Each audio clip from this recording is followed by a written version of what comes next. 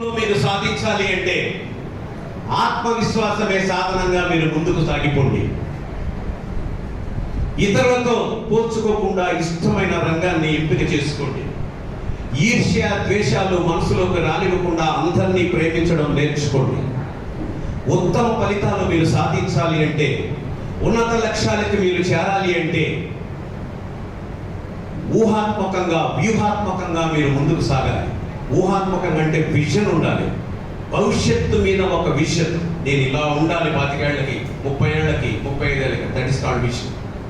ఊహాత్మకంగా and వ్యూహాత్మకంగా అంటే ప్లానింగ్తోనే మీ జీవితాన్ని నడుపుకోవాలి.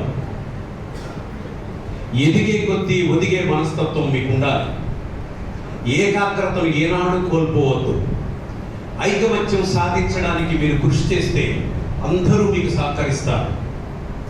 ఒంటరి జీవితం ఎన్నో జీవిత పాఠాలు నేర్పిస్తుంది, నేర్చుకోండి.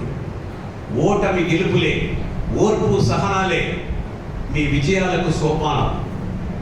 ఔన్నత్యంతో మీరు జీవిస్తే ఔరా అని అందరూ మిమ్మల్ని ప్రశంసిస్తారు. అందనంత ఎత్తుకు మీరు ఎదగాలి అంటే, అందరికీ ఆదర్శంగా మీరు నిలవాలి అంటే అహర్నిశలు శ్రమించడం ఒక్కటే ఏకైక మార్గం అని తెలుసుకొని ముందుకు సాగిపోండి. విజయాలు మీ పాదాక్రాంతం అవుతాయి. I wish you all the best. Get success in the life and coming examination. Thank you so much for giving this great opportunity.